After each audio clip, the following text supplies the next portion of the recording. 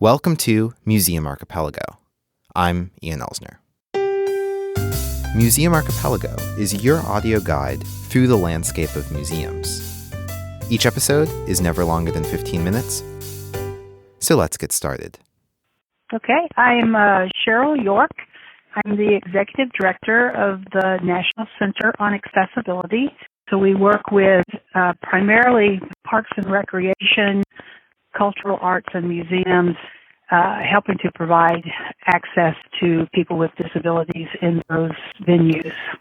We're going to talk about the 2012 renovation of the White House Visitor Center, which Dr. York helped develop along with exhibit designers and architects. First, though, some clarification on terms. In the U.S., there's something called accessibility standards. These are primarily architectural standards derived through negotiation and public comment. Dr. York would say that these are compromise standards. Some people will not be able to access a building that is up to accessibility standards, and there will be some people whose abilities far surpass those standards. Universal design usually refers to the practice of taking into account the needs of all users, including both ends and the middle of any ability distribution.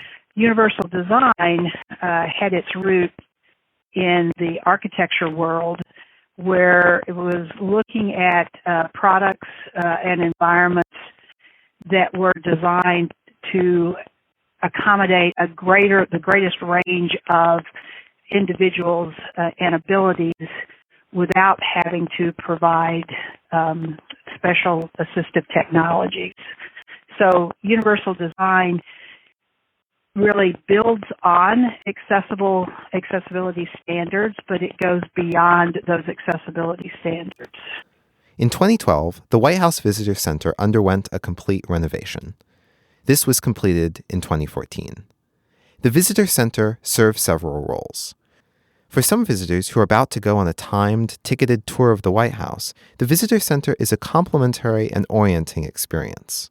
For those who don't have the opportunity to go on a tour, the Visitor Center provides a standalone educational experience. At the very beginning of the renovated center, there's a raised line floor plan of the exhibit space, with braille labels positioned to serve as a starting point to the exhibition.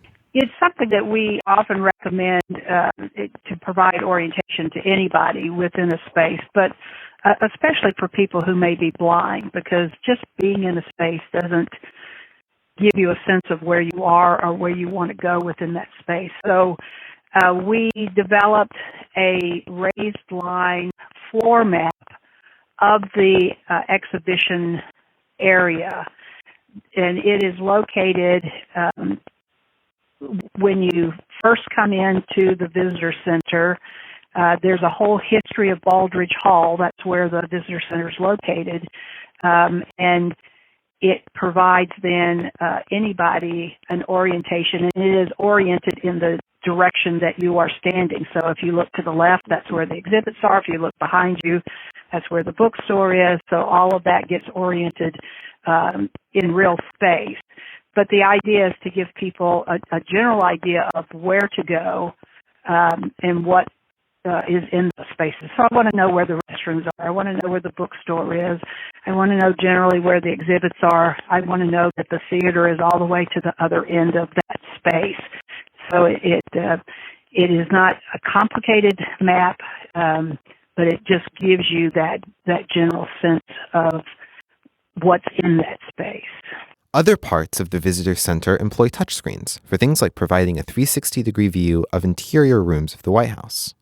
Well, I think one of the things that we've discovered, because touchscreens do seem to be pretty popular as a way to deliver information, is to understand that there are people of varying abilities that need to access the information that a computer program is trying to convey. A touchscreen is just one way of accessing that information. So knowing ahead of time that you need to have really multiple ways of navigation can help someone in determining the hierarchy of content, for example, as well as different ways in which people are going to be able to input. Not everybody can use a touch screen. For somebody who's blind, just using a touch screen without any kind of audio or tactile output or direction is not going to be possible. So either having a touchpad or a keyboard in which someone who's blind can navigate and getting some audio feedback for what it is that they're selecting. There are some people with physical disabilities who can't reach a touchscreen or don't have the ability, fine motor ability. They may use alternative ways of interfacing with computers, like using hand sticks or mouse sticks or head wands or something like that. So those external kinds of keypads or keyboards can be used by someone like that. So knowing that there are a variety of ways that people need to access the information and understanding how you're going to present that information so it doesn't become so complicated for somebody who has to use a different input method than a touch screen. I'm curious about some affordances that touchscreens offer that can make them better than traditional methods of displaying information. I'm thinking particularly of the convention of pinch to zoom for fields of text. Making the text bigger is something that everyone can use, and I wonder if it will become just as natural and ubiquitous as getting closer to a printed graphic. Yeah, well, again, you may have somebody with low vision or who wants to really zoom in and see something closer who doesn't have that ability. You can have that ability by providing some other options, either, again, with an external keyboard or with something that can be accessed on the screen. Maybe I, have something in the corner that I can touch that a couple of times and it will increase or decrease. But again, you look at the ones who can't actually touch a screen, and so how are they going to be able to get that benefit?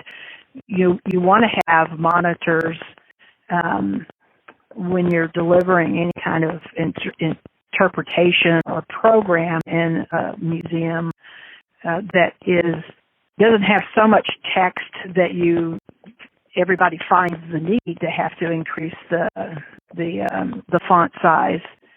So keeping things simple and easy to navigate is again part of that, being able to interface with a much broader range of people. Universal design emphasizes understanding user diversity and making design decisions that include as many people as possible. While Dr. York did not encounter resistance to including additional elements or redesigning elements to make the exhibition inclusive to a greater range of visitors, it did require more time and cost, which leads her to this main takeaway. Too often, accessibility, much less universal design, tends to be an afterthought instead of a forethought. You need to really be putting that into your planning and into the budget. We encounter way too many times where we're brought in to work with some museum exhibit design, and they've already gone through their many iterations of plans, and then if somebody goes, oh, but now we need to make it accessible. Well, that creates a lot of disconnect. It makes it look like, again, it wasn't part of the original design, and it becomes much more difficult and expensive to do. You end up losing some things in order to accommodate accessibility, whereas if you had planned a universal design approach, all of that would interface very nicely and wouldn't look like you retrofitted a brand new exhibit. Dr. Sherril York is Executive Director of the National Center on Accessibility at Indiana University. This podcast is based on a case study she wrote for the fall 2015 issue of The Exhibitionist. This has been Museum Archipelago, We hope you enjoyed your visit. Notes on this episode can be found at museumarchipelago.com. Next time, bring a friend.